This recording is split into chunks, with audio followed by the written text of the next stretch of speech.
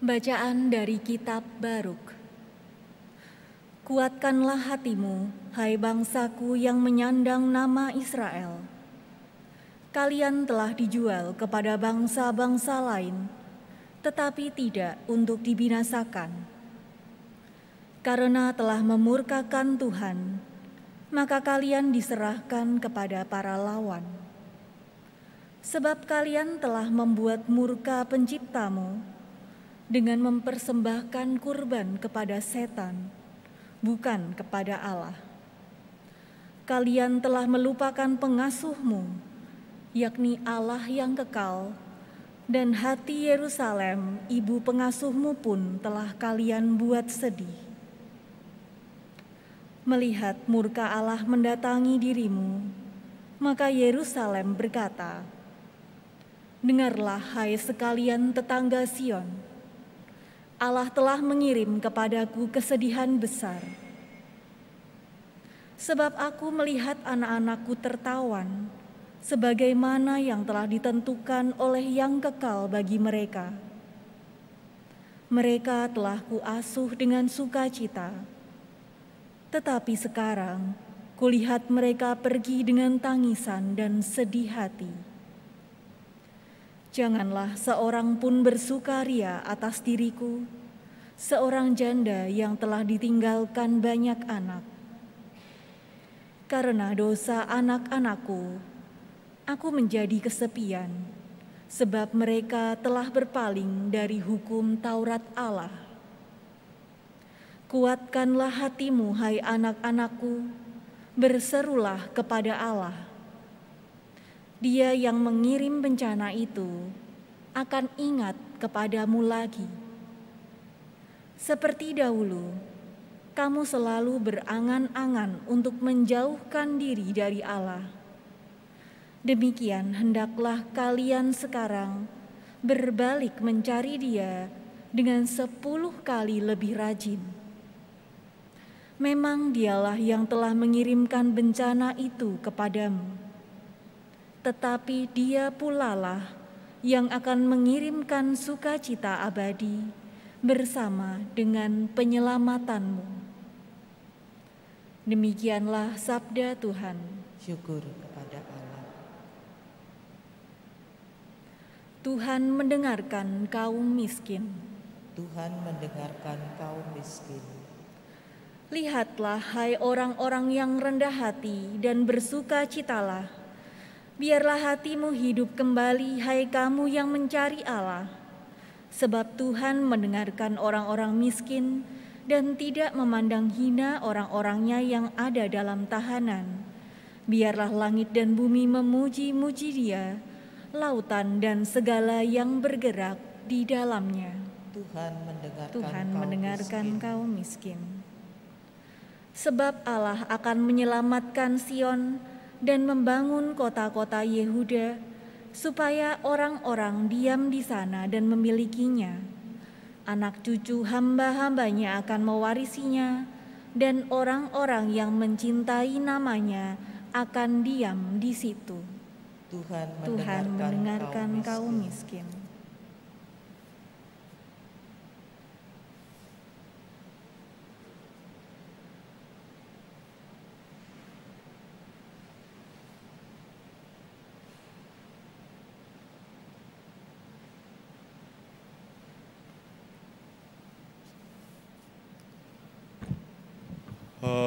Haleluya, haleluya,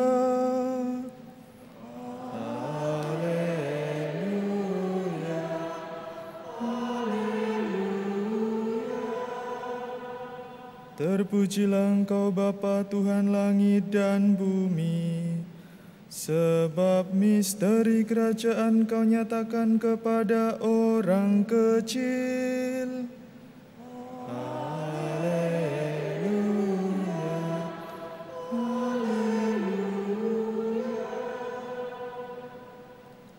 Tuhan bersamamu. Dan bersama rohmu. Inilah Injil suci menurut Lukas. Dimuliakanlah Tuhan. Pada waktu itu, ke-72 murid Yesus kembali dari perutusannya dengan gembira dan berkata, "Tuhan, setan-setan pun takluk kepada kami demi nama-Mu." Lalu kata Yesus kepada mereka, "Aku melihat iblis jatuh seperti kilat dari langit. Sesungguhnya aku telah memberi kalian kuasa untuk menginjak-injak ular dan kalajengking, dan kuasa untuk menahan kekuatan musuh, sehingga tiada yang dapat membahayakan kalian. Namun demikian, janganlah bersukacita karena roh-roh itu takluk kepadamu, tetapi bersukacitalah karena namamu terdaftar di surga." Pada waktu itu juga bergembiralah Yesus dalam Roh Kudus dan berkata, "Aku bersyukur padamu ya Tuhan, langit dan bumi, karena semuanya itu Kau sembunyikan bagi orang bijak dan pandai, tetapi Kau nyatakan kepada orang kecil. Ya Bapa, itulah yang berkenan di hati-Mu.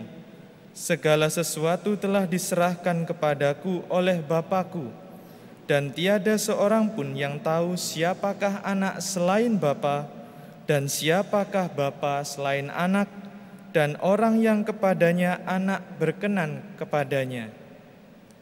Sesudah itu berpalinglah Yesus kepada para murid dan berkata, "Berbahagialah mata yang melihat apa yang kalian lihat, karena aku berkata kepadamu, banyak nabi dan raja ingin melihat apa yang kalian lihat, tetapi tidak melihatnya, dan ingin mendengar apa yang kalian dengar, tetapi tidak mendengarnya."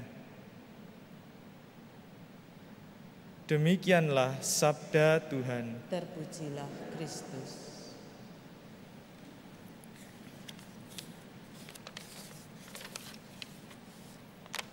Saudara-saudara yang terkasih, mungkin kita pernah mendengar kisah legenda tentang iblis bernama Lucifer.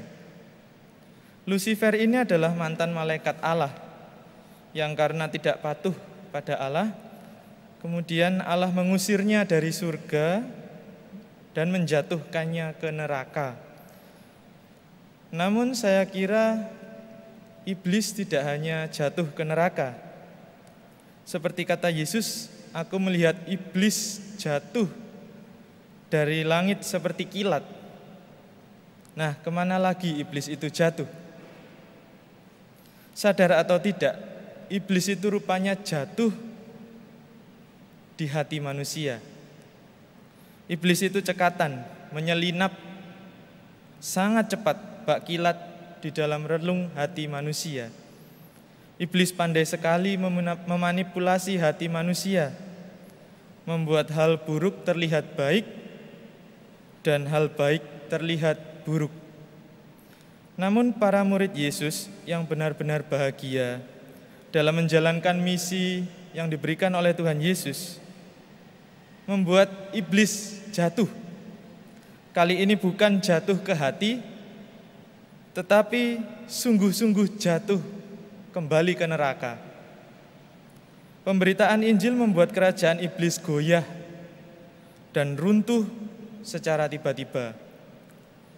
Ribuan tahun iblis berkuasa, tetapi hancur dalam sekejap mata hanya dengan wafat dan kebangkitan Kristus dalam tempo 3 hari saja. Namun demikian, Yesus memperingatkan para murid supaya tidak takabur, tidak besar kepala dan tidak sombong. Karena pencapaian mereka semata-mata dilakukan demi Tuhan Yesus sendiri. Mereka diajak untuk menyadari bahwa semua yang mereka lakukan, yang murid-murid Yesus lakukan demi nama Yesus adalah demi kerajaan surga. Kadangkala kita memang menyadari bahwa kita sebenarnya itu memiliki kekuatan untuk menginjak-injak dosa, menginjak ular dan kalajengking, serta menginjak seluruh musuh kita yang sebenarnya juga merambati hidup kita setiap hari. Namun kita kerap kali juga gagal karena kita masih menganggap diri kita paling bijaksana, menganggap diri kita orang yang paling pandai. Padahal Tuhan tidak membutuhkan itu semua. Yang Tuhan Allah inginkan adalah bahwa kita benar-benar mau untuk merasa kecil di hadapannya. Kita harus rendah hati dan bersyukur atas semua bentuk pencapaian yang kita dapat di dunia. Ketika kita mendapat rezeki, kita bersyukur. Kita memiliki keluarga yang lengkap, kita bersyukur. Kita dicintai oleh keluarga, istri, suami, kita patut bersyukur. Dan niscaya kita akan melihat apa yang ingin dilihat oleh orang-orang yang dahulu, yakni kita akan mendengarkan dan melihat Tuhan Yesus sendiri dalam kehidupan kita sehari-hari. Maka dari itu menyadari betapa kita rentan terhadap jatuh di depan iblis, jatuh dalam dosa, maka kita selalu hendaknya mohon perlindungan dari Allah dan juga memohon perlindungan dari malaikat pelindung yang kita rayakan hari ini. Malaikat ini selalu ada di samping kita, entah kita sadari atau tidak, dan melindungi setiap nafas, melindungi setiap detik hidup kita. Maka percayalah, malaikat itu akan selalu melindungi kita dari kejatuhan iblis. Berkat Allah menyertai kita sekalian.